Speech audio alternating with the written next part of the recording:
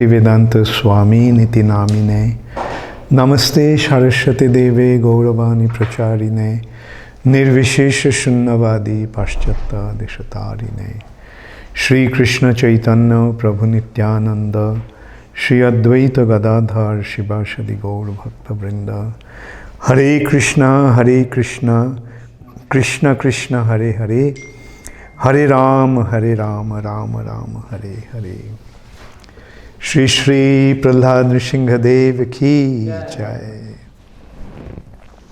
So, tomorrow is the auspicious Nrsimha Chaturdasi, appearance of Lord Nrsimhadev, and so therefore we are actually discussing for last few days Lord Nrsimhadev's pastimes, and we discussed how Hiranyaksha was killed by Varahadev, and his elder brother Hiranyakashipu was outraged, very, very angry, and he wanted to take revenge.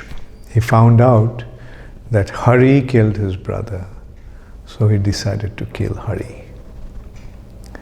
But he realized that his brother was very powerful, almost as powerful as he was.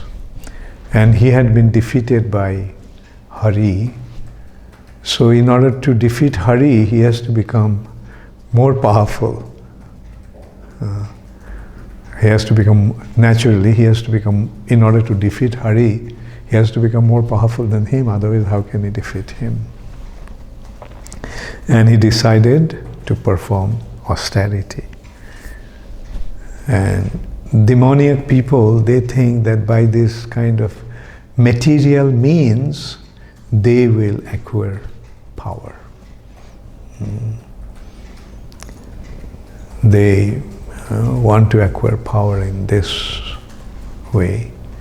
Especially the Kshatriyas want to acquire power with their physical strength or military strength. Vaishyas want to acquire power with money. Today's world is being dominated by the Vaishyas.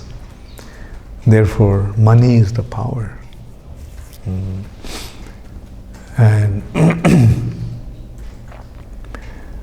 and even those who are trying to take over political power, which is kind of power that is acquired by Kshatriyas, but they want to acquire that power in most cases to get money. Actually, political things in most cases has become like a business.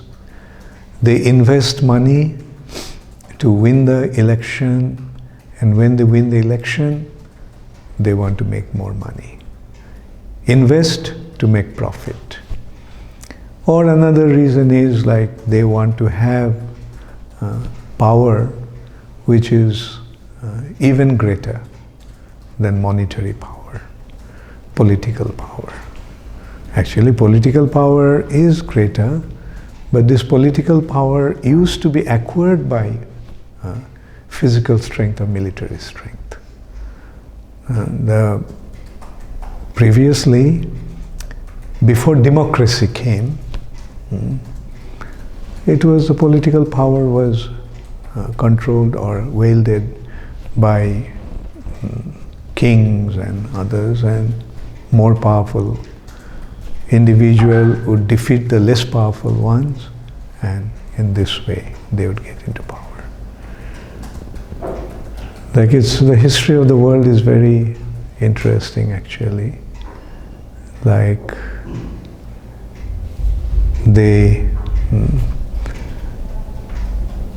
previously it was kings, and then the kings used to rule their kingdom, and the kings used to follow the path of dharma, most cases. And when the demoniac people, those who don't believe in dharma, they used to usurp that power that has been established by Krishna. Actually, a king is supposed to be a representative of Krishna. And on behalf of Krishna, they rule the kingdom. But then, when the king deviated from the path of dharma, then they became weak. And then, like for example in India, when the Indian kings became weak due to their internal conflict, because they deviated from the path of dharma, they started to fight with each other. Because that's what happens. If they remain on the path of dharma, then they recognize that, like for example, when everybody knows that they're serving Krishna, then there is harmony. But when they give up that understanding, they start to fight among themselves, and the foreign invaders came and defeated India. Indian kings took over. They took advantage of the conflict between the Indian kings. The Kalishcha Kalaha Priya. Kali spreads his influence through quarrel. And they started to fight among themselves, and the Muslim invaders took advantage of that. And taking advantage, they got one Indian king against another Indian king. They sided with one to defeat another. For example, Prithviraj Chauhan was defeated by Muhammad Ghori, and when he took advantage of a conflict between Prithviraj and Jaichand, and he joined hands with Jaichand and defeated Prithviraj. It's a very unfortunate history of India, actually. These warriors, Indian kings, were so powerful that nobody ever dared to enter. They stayed away from India. And Genghis Khan went all the way from Mongolia through Asia Minor to Europe. Never dared to come to India because he knew the Indian kings are very, very powerful. Alexander wanted to conquer India. Here is the kind of opposition that he faced in a small little provincial king in the border, Porus, Puru. He realized that if this king in the border can give me such a resistance, what's going to happen when he came to the mainland India, where Magad dynasty. So we can see how powerful Indian kings used to be those days. Anyway, it's unfortunate. First the Muslims came, took over India. Then the British came, colonized India. But the unfortunate thing is, when India got the freedom, the country was divided. Let us see what Sri Chaitanya Mahaprabhu wants. And this is the material nature. At least we're getting to know. After all, it's a dream. It's a nightmare we are seeing. In this way, hope we'll be able to wake up. At least we have the understanding while we are sleeping. At least we have an understanding that we are sleeping and we are dreaming. And the way to wake up is with Krishna consciousness. Anyway, I mean to go back to Nrsingadev's pastimes. And so Nrsingadev, Hiranyakashipu became extremely powerful, defeated the demigods, but his son became a devotee. And he was a devotee even before his birth. When in Hiranyakashipu's absence, demigods headed by Indra attacked the demons, defeated them, because without the guidance and leadership of Hiranyakashipu, they were not strong enough. So they captivated Kayadhu, Hiranyakashipu's wife, and Kayadhu was pregnant at that time, and they were taking Kayadhu as a captive. So Narad Muni came and said, "Why, Indra, what are you doing? Why are you torturing this woman?" So Indra said that, well, if she is pregnant and a demon's son is in her womb, so we'll take her, and when she gives birth to the child, we'll take care of the child, meaning we'll kill him. Narad Muni said, "Oh, no. In her womb is a great devotee." So this is how Prahlad Maharaj came as a son of the demon, but he was a great devotee. And so Indra let her go. She didn't have any other place to go, so very mercifully Narad Muni took her to his ashram. And there, when Narad Muni used to instruct her, sitting in his mother's womb, Prahlad used to listen to Narad Muni's instructions. And that's how Prahlad, even before his birth, when he was in his mother's womb, he received this knowledge. So he was such a fortunate soul. And in this way, so he became a devotee. And Hiranyakashipu, when he saw that this child is a devotee of Vishnu, wanted to kill him. So cruel, his own son, the eldest son, still no mercy, kill him. But here you see the truth behind that statement. When Krishna protects, who can kill? And we saw Prahlad Maharaj is a wonderful example of that. He tried in so many ways to kill him, but he couldn't. And in the meantime, Prahlad is being trained by his guru. These gurus are demoniac gurus, meaning Sukracharya. Sukracharya, Sukra means semen, and Acharya. Semen Acharya. Semen is the basis of material enjoyment. So, Sukracharya. And so he is the guru of the demons, because the demons are into material enjoyment and the guru is telling how to enjoy the material world.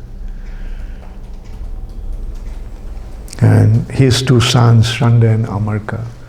So initially they tried to teach Prahlad politics, economics, diplomacy, and so forth. And then dharma, artha, kam, how to enjoy this material nature.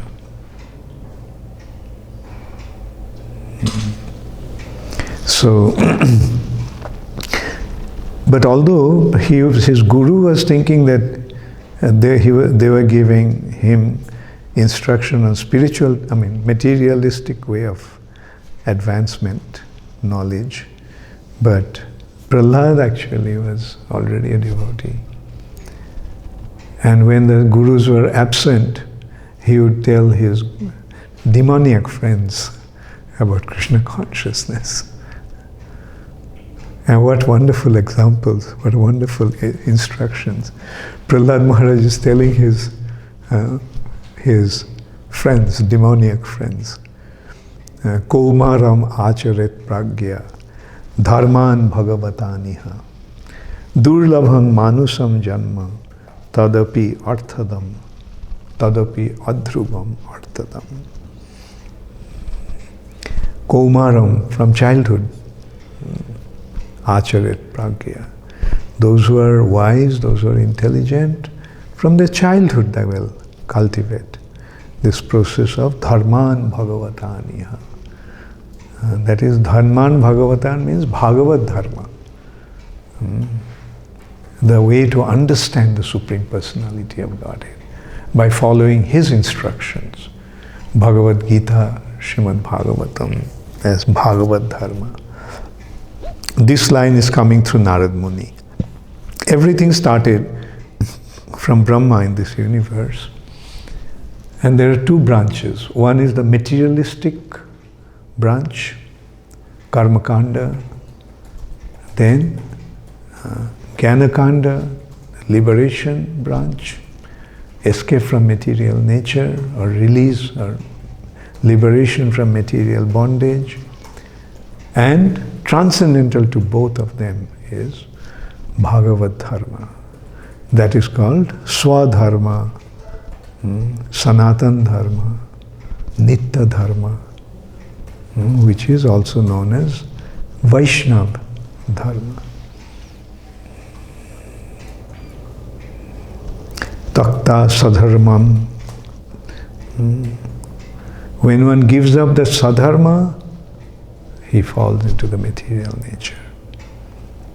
Charanam Bhujang Harer.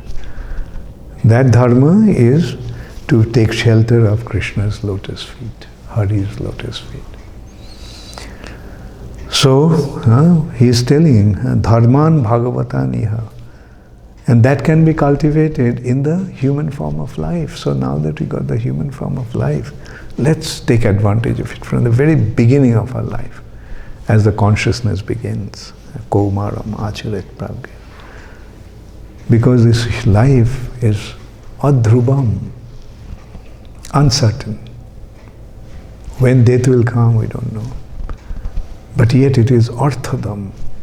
It comes with a lot of objective and purpose and benefits. Prahlad Maharaj said, one who is sufficiently intelligent should use the human form of body from the very beginning of life, in other words, from the tender age of childhood, to practice the activities of devotional service, giving up all other engagements. The human body is most rarely achieved, and although temporary like other bodies, it is meaningful. It is meaningful because in human life, one can perform devotional service. Even a slight amount of sincere devotional service can give one complete perfection. So this is how he starts to instruct. Start here, from the very childhood, start to practice this process of Bhagavad Dharma, meaning understanding Krishna, surrender to Krishna. Become engaged in devotional service to Krishna in order to achieve the ultimate goal of your life. And then I'm just selected only few important ones. Actually, all the verses are very important, but since it's a short class, therefore we just selected a few. But I leave it up to you to continue to read, continue to probe into it, continue to study.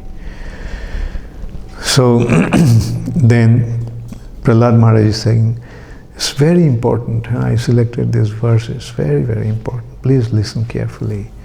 How can a person who is most affectionate to his family, the core of his heart being always filled with their pictures, give up their association? He is talking about the people attached to the materialistic way of life. They are so attached to the family, they are so affectionate towards the family. Like their family means everything to them. And they can't possibly give up their association. That's why death becomes so painful to them. When the time comes to be separated, so painful.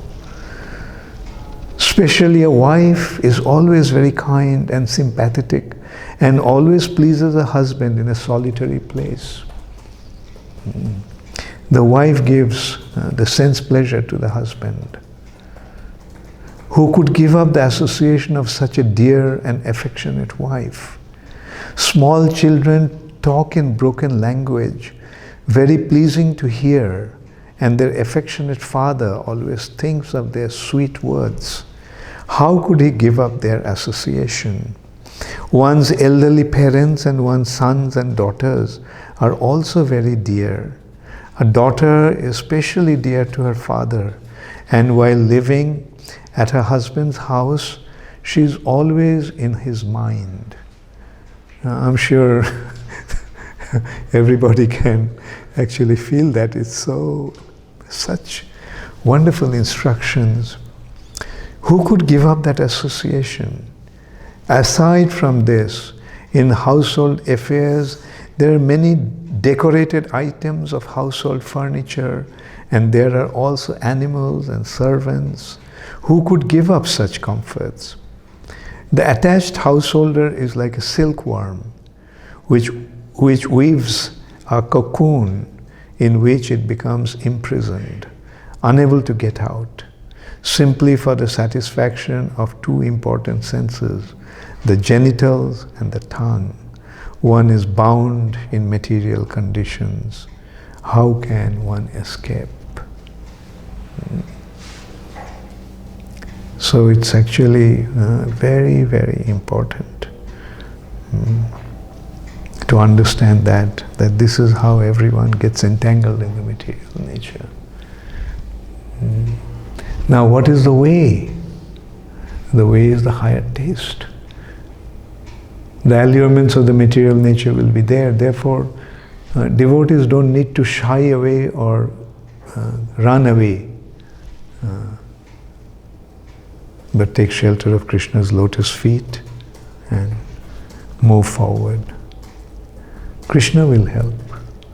The higher taste is the answer. Get the higher taste, you'll be disgusted about the lower taste.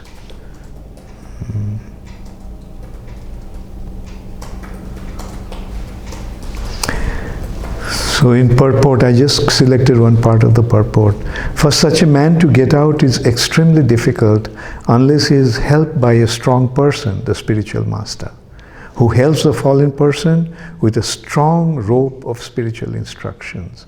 A fallen person should take advantage of this rope, and then the spiritual master or the Supreme Personality of Godhead Krishna will take him out of the dark well.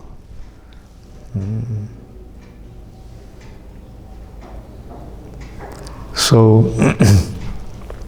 that is the ultimate solution.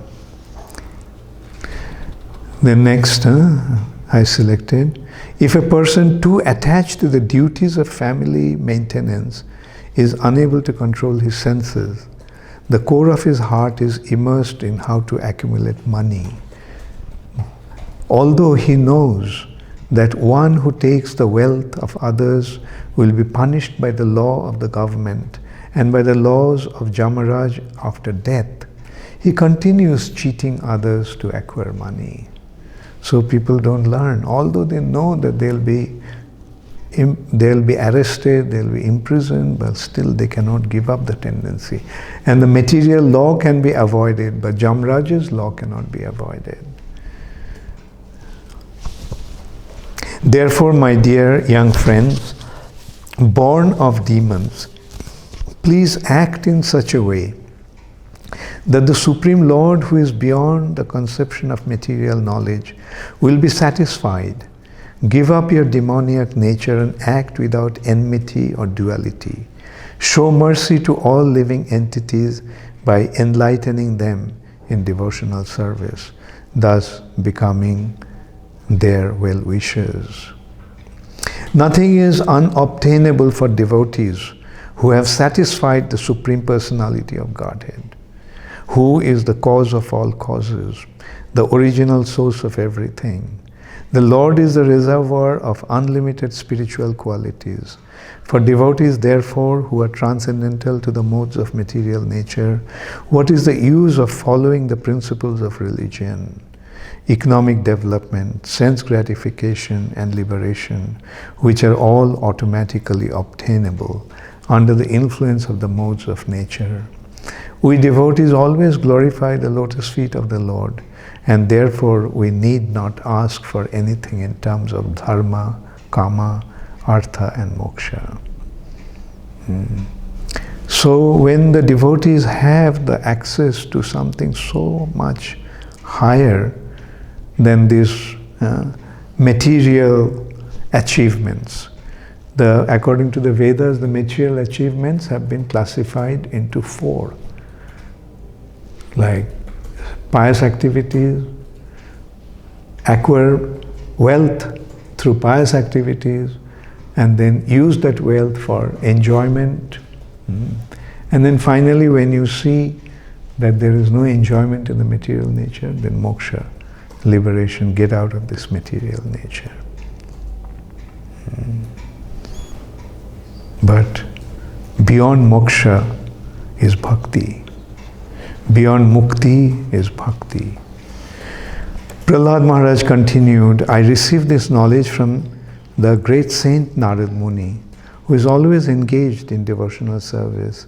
This knowledge, which is called Bhagavad Dharma, is fully scientific. It's based on logic and philosophy and is free from all material contamination.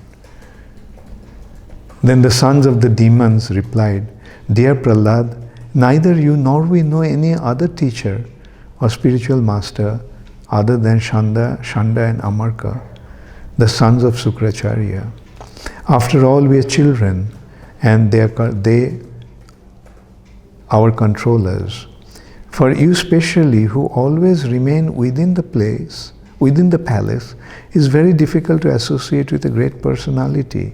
Dear friend, most gentle one, would you kindly explain how it was possible for you to hear Narad? Kindly dispel our doubts in this regard. So the boys, they also became devotees, and they're actually asking, Prahlad, where did you get this knowledge? You mentioned that you got it from Narad Muni, but you're always in the palace. You never go out of the palace, then how did you receive that knowledge? Okay, so I'll just go a little more on this. Then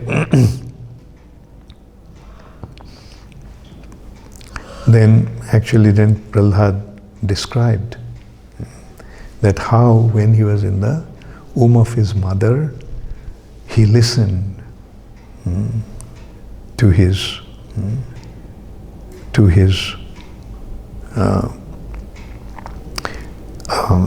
sitting in his mother's womb, he listened to his spiritual master Narad Muni. My dear friend, O sons of the demons, you cannot please the Supreme Personality of Godhead by becoming perfect Brahmanas, demigods, or great saints, or by becoming perfectly good in etiquette or vast learning.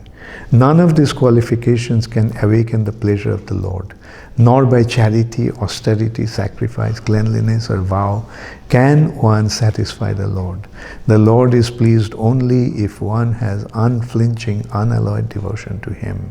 Without sincere devotional service, everything is simply a show. This was Prahlad's instruction, last instruction to his demoniac friends. In the chapter 7, he elaborately described what actually happened, which I already described before, therefore I'm not going into that.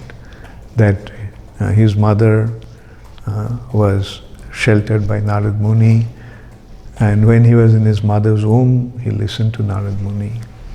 And he was such an exalted soul. Actually, his mother requested Narad Muni that she can keep the child in her womb until her husband came back.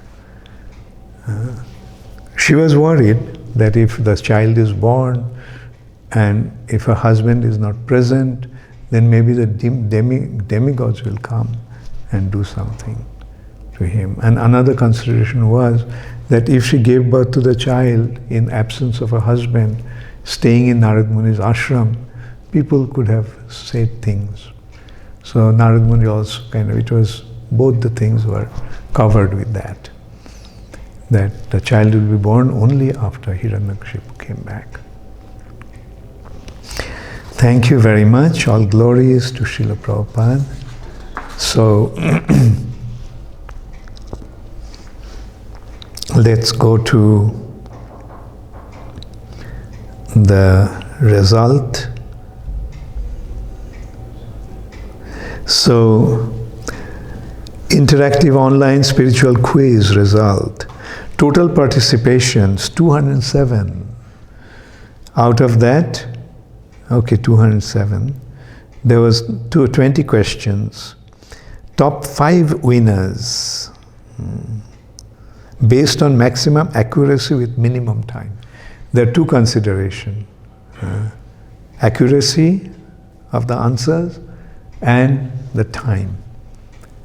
So, say for example, 3 persons got the same amount, same corrections, amount of correction. But who took the shortest time, he came first. Then second, and who took the longest time, he was third. Although they got the same. So in this way, 5 devotees have been selected. So I'll come from the bottom onwards.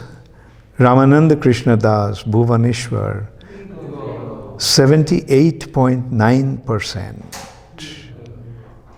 Ishwari Radhika Dashi, West Bengal, 82.5%. Punit Gaur, Ujjain, 82.7%. Satvik Saraf, Surat, 87.7%.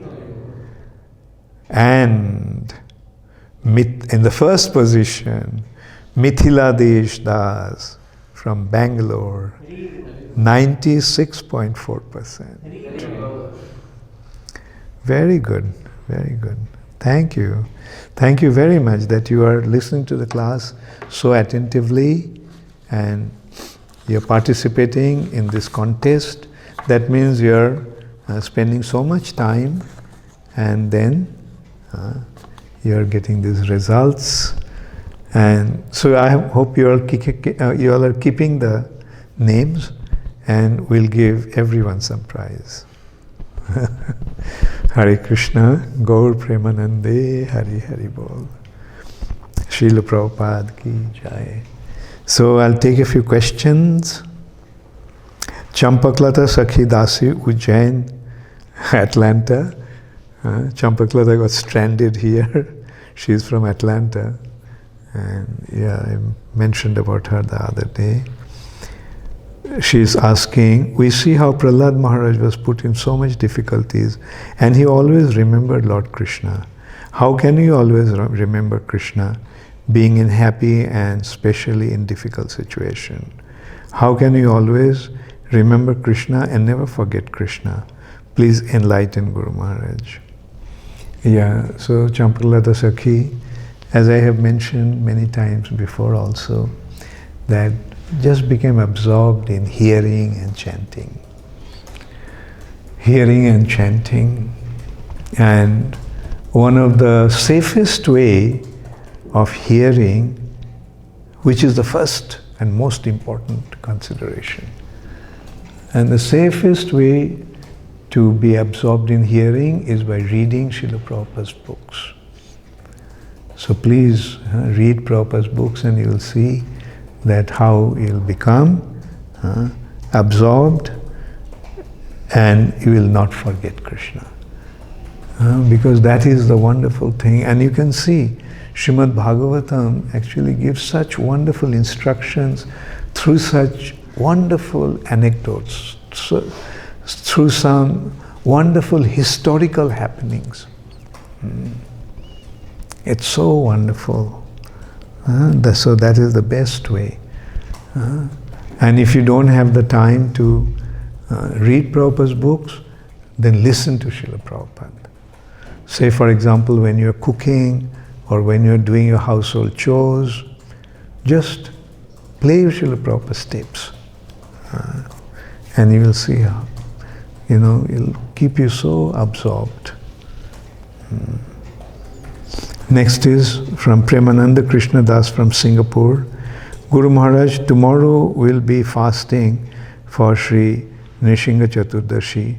After Abhishek, we need breakfast with Anukalpa Prasad or normal Prasad. Yeah. See, the better is to have Anukalpa Prasad. Taking Anukalpa means you're eating but not breaking the fast. You're not taking grains, and that's how you are keeping the fast. And when you're fasting, you're meant to fast till the next day, next morning. It is the same. Develop your attachment to Krishna. Yes, you should be attached to your husband and please your husband. But your attachment to Krishna, your all relationship should be centered around Krishna. That is how you remain detached from material nature. Yes, as a wife, it's your duty to serve your husband, but recognize that your husband is a devotee of Krishna. So make him understand that he has to become a good devotee of Krishna. Then Sanjeev Kumar from Patna, how can we develop firm faith on Lord like Prahlad Maharaj? Yes, we can pray to Krishna, that Krishna, we can develop our love. We hear Prahlad Maharaj as a little child, how much love, how much devotion he had for you. So please bless me that I also can follow the footsteps of Prahlad Maharaj. That is the secret. To develop our attachment to the Supreme Personality of Godhead, we have to follow the footsteps of a great devotee, and that's how we learn. So, from Nitya, New Jersey, is it okay to preach by telling stories, real life experiences, like a mango fruit seller in Krishna Lila? Not all are interested in Suddha Bhakti, but want material benefits out of Bhakti. So, to my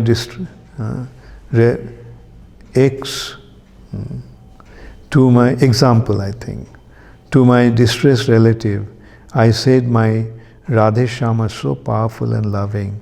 If I offer with love anything for say 1 lakh, they bless us with 10 lakhs. Then immediately she gave me some jewelry. When I offered to her Radha Ma, within no time their toughest material problems were solved. But still they are not ready to follow ISKCON. But some others that I tried this way became serious devotees. But my well-wishers say it's not right to preach this way, and I am getting their bad karma by doing this. Please advise Gurudev.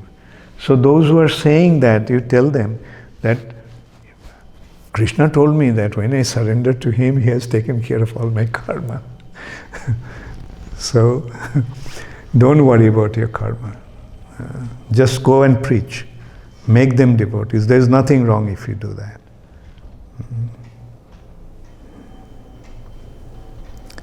If we are always so worried about karma, that means we are in this world. As devotees, we are fearless. What is karma? And yes, if the karma has to come, like we take the example of Vasudev Datta. Let me take all the karma of all the living entities of this world and let me go to hell and suffer there endlessly, eternally. But let all of them get delivered. That is the mood of a devotee.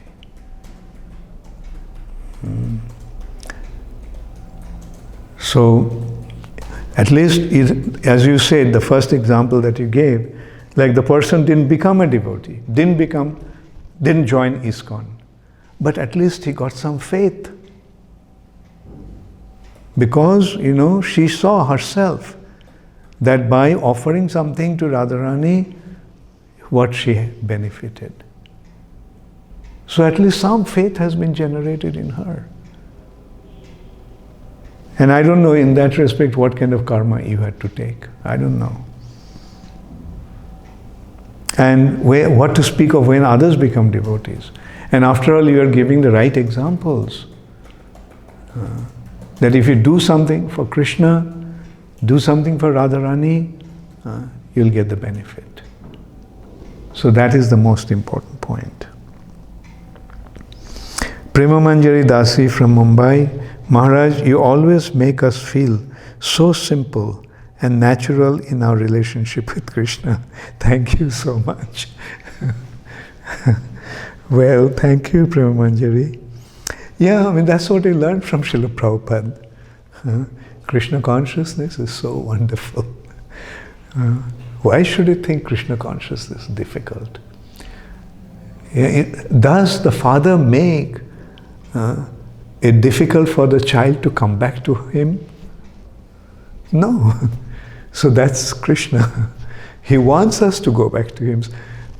I mean, when he is with our hearts, when he is going with us wherever we are going, so why should you think that going back to Krishna or developing our love for Krishna is going to be difficult? When Krishna loves us so much, why should it be difficult for us to love him in return? Therefore, don't worry. Krishna is all merciful, and Krishna consciousness is so simple. Krishna himself is saying, Susukham kartum abhayam. Susukham, happily executed. Krishna consciousness is happily executed. Thank you so much, everyone. Hare Krishna. Nishinga Chaturdasi ki jai. And tomorrow we'll continue further. I was thinking that I would complete the class tomorrow, but I won't rush. If it goes on for another 2 more days, we'll do it. I hope you all are enjoying this pastimes of Nrsingadev with Prahlad Maharaj. Thank you very much. All glories to Srila Prabhupada. So now I'll hand over to His Holiness Bhakti Prem Maharaj.